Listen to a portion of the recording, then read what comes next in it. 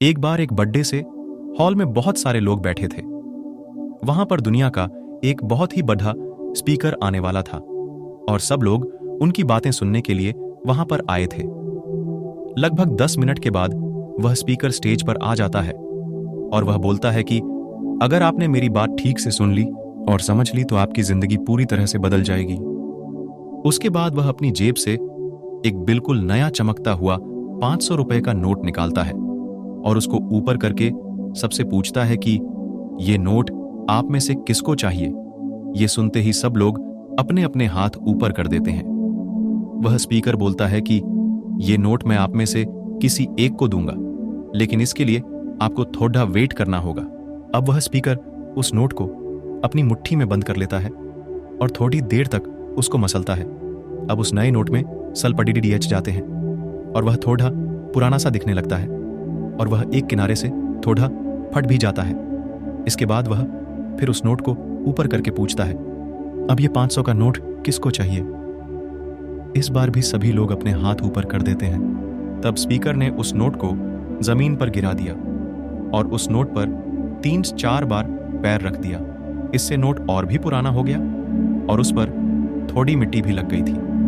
फिर उन्होंने उस नोट को ऊपर किया और पूछा कि अब बताओ, अब इस नोट को आप में से कौन लेना चाहता है। और इस बार फिर सब के सब ने अपने हाथ ऊपर कर दिए। स्पीकर अब नोट को फिर से नीचे जमीन पर गिरा देता है और उसके ऊपर कूद कूद कर उसको दोनों पैरों से रगडीडीएच देता है और उसके ऊपर चाय भी गिरा देता है।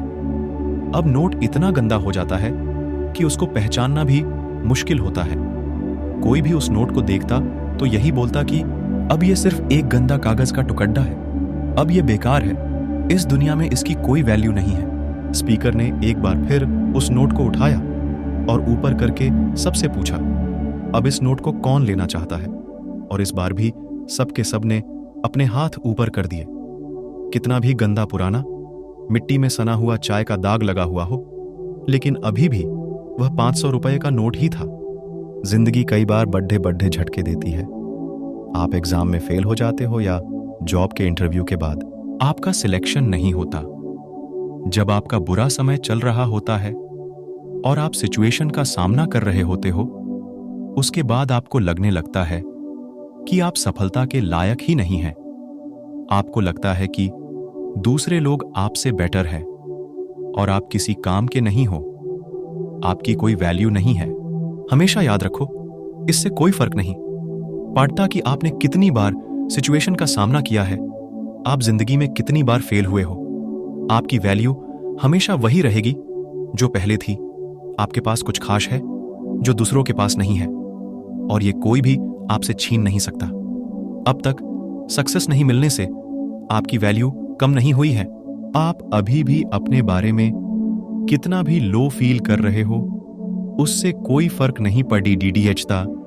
जो लोग आपको अच्छे से समझते हैं वो लोग आपके वैल्यू को उतना ही मानेंगे जितना पहले मानते थे।